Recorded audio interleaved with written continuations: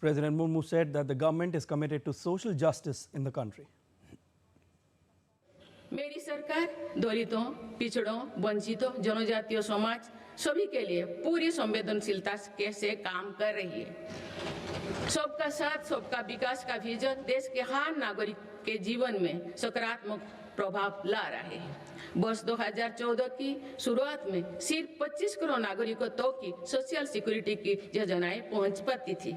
सरकार के प्रयासों में निरंतरता की वजह से आज करीब 95 करोड़ भारतीयों को सोशल सिक्योरिटी का कवच मिला है। The president said that the country has registered momentous growth in the manufacturing sector as well. She added that due to the vision of Make in India, many Indian products are reaching across the world and the dependence on foreign products has considerably reduced. President Murmu also appreciated growth in the space sector and said that India is on a path to have its own space station soon. The president also mentioned about how the government is encouraging digital India, AI and creators economy and creating new platforms for the same. बीते 11 वर्षों में देश की आर्थिक नींव बहुत मजबूत हुई है। दुनिया में अनेक प्रकार के संकटों के बावजूद भारत दुनिया की फास्टेस्ट ग्रोइंग मेजर इकोनॉमी बना हुआ है। भारत ने महंगाई दर को कम रखने के अपने रिकॉर्ड को और बेहतर किया है।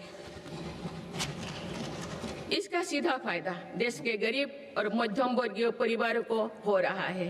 मेरी सरकार ने नीतियों के कारण देशवासियों की आय बढ़ी है, बचत बढ़ी है और खरीद शक्ति में भी वृद्धि हुई है। Talking about Nari Shakti, President said that India was moving forward with a mantra of women-led development and how the various schemes are contributing to women empowerment. She also mentioned about the blind women cricket team winning the World Cup.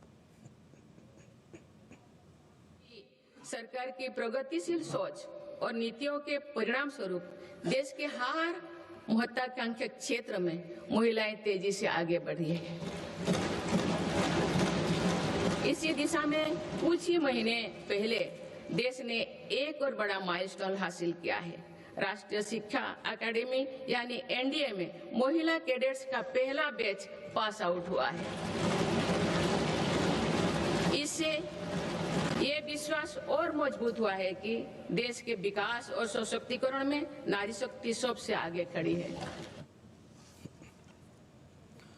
Vice President C.P. Radhakrishnan also addressed the House, reiterating what President mentioned in her address. Earlier, President Draupadi Murmu was given Guard of Honour at the Parliament.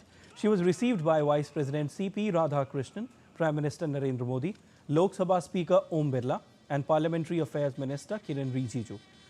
President's address to the joint sitting of the Lok Sabha and the Rajya Sabha is mandated under Article 87 of the Constitution and serves as the government's official statement of intent, laying out its vision, policy direction and legislative agenda for the year ahead.